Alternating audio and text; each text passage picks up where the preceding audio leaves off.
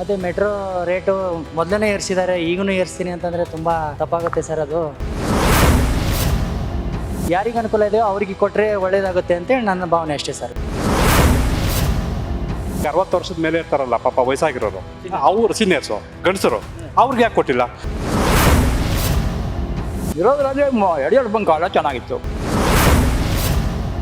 ಹೇಳ್ತಾ ಗ್ಯಾರಂಟಿ ಹೇಳ್ತಾರಲ್ಲ, ಎಲ್ಲ ಫ್ರೀ ಕೊಟ್ಟಿದ್ದಾರೆ, ಹೆಣ್ಮಕ್ಳು ಫ್ರೀ ಕೊಟ್ಟಿದ್ದಾರೆ, ಹಂಗೆ ಕೊಟ್ಟಿದ್ದಾರೆ, ಹಂಗೇನಾದ್ರು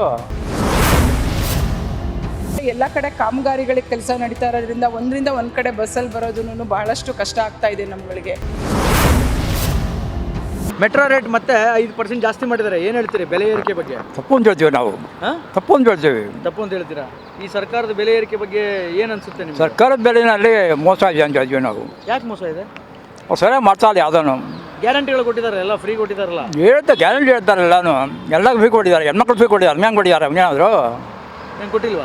ಏನು ಕೊಟ್ಟಿಲ್ಲ. ಅಕ್ಕಿ ಎಲ್ಲ ಬರ್ತಿಲ್ವಾ? ಹಾಂ, ಅಕ್ಕಿ ಫ್ರೀ, ಕರೆಂಟು ನಮ್ಗೆ ಯಾವುದಕ್ಕಾಗಿರೋ ಕಾರ್ಡು ಅದು ಎಲ್ಲ ನಮಗೆ ರೇಷನ್ ಕಾರ್ಡಲ್ಲಿ ಯಾವುದೇ ಕೊಟ್ಟಿಲ್ಲ ನಿಮ್ಗೆ ಯಾವುದನ್ನು.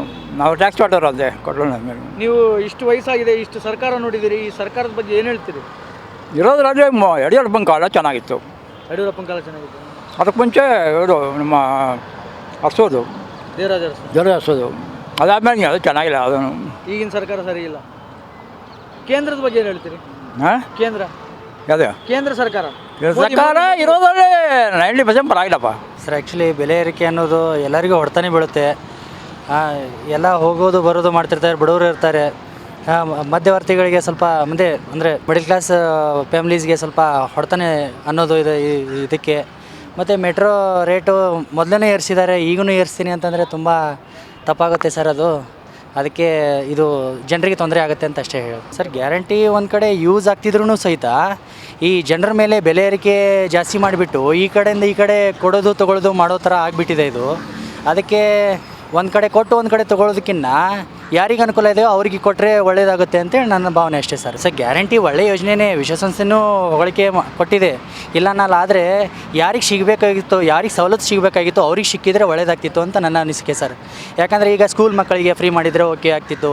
ಆಮೇಲೆ ಹೆಣ್ಮಕ್ಕಳಿಗೆ ಅವರಿಗೆ ಫ್ರೀ ಮಾಡಿದರೆ, ವಯಸ್ಕರಿಗೆ ಮಾಡಿದರೆ, ಇವ್ರಿಗೆಲ್ಲ ಮಾಡಿದರೆ ವಿದ್ಯಾರ್ಥಿಗಳಿಗೆ ಮಾಡಿದ್ರು. ಹಾಂ, ಅಂದರೆ ಯಾರು ದುಡಿತಿರ್ತಾರಲ್ಲ, ಮಿಡಲ್ ಕ್ಲಾಸ್ ಫ್ಯಾಮಿಲಿ ಇರ್ತಾರಲ್ಲ, ಅವರಿಗೆ ಮಾಡಿದರೆ ಒಳ್ಳೇದಿರ್ತಾಯಿತ್ತು ಅಂತ ನನ್ನ ಅನಿಸಿಕೆ ಸರ್ ಅಷ್ಟೇ. ಸರ್ ಬೆಲೆ ಏರಿಕೆ ಮಾಡಿದ್ದಾರೆ, ಬಟ್ ಆ್ಯಕ್ಚುಲಿ ಏನೊಂದು ಮೂಲಭೂತವಾದ ಸೌಕರ್ಯ ಇದೆ ಅದನ್ನು ಕಮ್ಮಿ ಮಾಡಬೇಕು, ಆ ಥರ ಜಾಸ್ತಿ ಮಾಡಿದ್ದಾರೆ. ಆ್ಯಕ್ಚುಲಿ ಹೇಳ್ಬೇಕಂದ್ರೆ ಕೆಲವೊಂದು ಯಾವುದು ಮಾಡಬೇಕು ಅದನ್ನ ಕೆಲವೊಂದು ವಿಷಯ ಏನು ಇದು ಇದಾಗ್ಬೋದು, ಲಿಕ್ಕರ್ ಆಗ್ಬೋದು, ಅವು ಮಾಡಲಿ, ಸಿಗರೇಟ್ ಆಗ್ಬೋದು, ಅವು ಮಾಡಲಿ. ಆದರೆ ಒಂದು ಟ್ರಾನ್ಸ್ಪೋರ್ಟೇಷನ್ ನೋಡಿ, ಈಗ ಬಸ್ ಮಾಡಿದ್ದಾರೆ, ಬಸ್ಸಲ್ಲಿ ಈಗ 60 ವರ್ಷದ ಮೇಲೆ ಇರ್ತಾರಲ್ಲ ಪಾಪ ವಯಸ್ಸಾಗಿರೋರು, ಅವರು ಸೀನಿಯರ್ಸು ಗಂಡಸರು, ಅವ್ರಿಗೆ ಯಾಕೆ ಕೊಟ್ಟಿಲ್ಲ? ಈಗ ಯಂಗ್ಸ್ಟರ್ಸ್ ಇದೆ, ಲೇಡೀಸ್ ಇದ್ದಾರೆ, ಅವ್ರಿಗೆ ಯಾಕೆ ಫ್ರೀ ಬೇಕಾಗಿರಲಿಲ್ಲ? 60 ವರ್ಷ ಆಗಿರ್ತಕ್ಕಂಥ ಏನು ಲೇಡೀಸು ಜೆಂಟ್ಸ್ ಇದ್ದಾರೆ, ಅವ್ರು ಮಾಡಲಿ ಬಿಡಿ ಫ್ರೀ. ವಯಸ್ಸಿನಲ್ಲಿರೋ ಹೆಣ್ಮಕ್ಳಿಗೆ ಹೌದು, ಅವ್ರಿಗೆ ಯಾಕೆ? ವಯಸ್ಸಾಗಿರೋ ಹೆಣ್ಮಕ್ಳಿಗೆ ಯಾಕೆ? ಸೊ ಇದೆಲ್ಲ ಸ್ವಲ್ಪ ಕೆಲವೊಂದು ವಿಚಾರಗಳು ಸರ್ಕಾರ ಒಂದು ಗಮನಕ್ಕೆ ತಗೋಬೇಕು, ತುಂಬ ಚೇಂಜಸ್ ಮಾಡಬೇಕಾಗಿದೆ. ಮೂಲಭೂತ ಸೌಕರ್ಯಗಳನ್ನು ಸ್ವಲ್ಪ ಕಡಿಮೆ, ಒಂದು ಜನಗಳಿಗೆ ಒಂದು ರೀಸನೇಬಲ್ ಇರೋ ಥರ ನೋಡ್ಕೋಬೇಕು. ಅದೇ ಹೇಳ್ತಾ ಇರೋದು, ಮೂಲಭೂತ ಸೌಕರ್ಯಗಳು ಅಂದರೆ ಎಲ್ಲನೂ ಬರುತ್ತೆ, ಹಾಲು, ನೀರು, ಆಮೇಲೆ ಇದು ಟ್ರಾನ್ಸ್ಪೋರ್ಟೇಷನ್ನು, ಇವೆಲ್ಲನೂ ಮಿಡ್ಲ್ ಕ್ಲಾಸು ಪಾಪ ಬಡವರಿಗೆಲ್ಲ ಸ್ವಲ್ಪ ತೊಂದರೆ ಆಗುತ್ತೆ. ಸೊ ಈ ಥರ ಕೆಲವೊಂದು ಬೇಸಿಕ್ ಆಗಿರ್ತಕ್ಕಂಥದ್ದನ್ನು ಸ್ವಲ್ಪ ಚೇಂಜಸ್ ಮಾಡಬೇಕಾಗಿದೆ.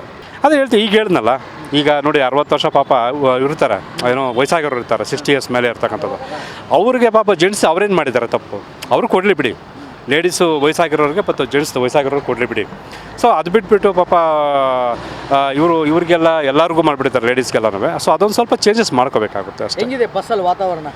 ಬಸ್ಸಲ್ಲಿ ವಾತಾವರಣ ಮಾಮೂಲಿ ಆಗಿರುತ್ತೆ, ಎಲ್ಲ ಸಿಗುತ್ತಾ ಅಂತ? ಅಲ್ಲ, ಅದೇನು ತೊಂದರೆ ಇಲ್ಲ. ನಾವು ಆ್ಯಕ್ಚುಲಿ ಬೈಕಲ್ಲಿ ಓಡಾಡೋರೆ, ಬಸ್ಸಲ್ಲಿ ಓಡಾಡಲ್ಲ. ಸೊ ಹಂಗಾಗಿ ಅದೇ ಈಗಾಗಲೇ ಎಲ್ಲನೂ ಬೆಲೆ ಏರಿಕೆ ಆಗಿರೋದ್ರಿಂದ ಮೆಟ್ರೋದಲ್ಲಿ ನಮಗಂತೂ ಮೆಟ್ರೋ ತುಂಬ ಅವಶ್ಯಕತೆ ಇದೆ.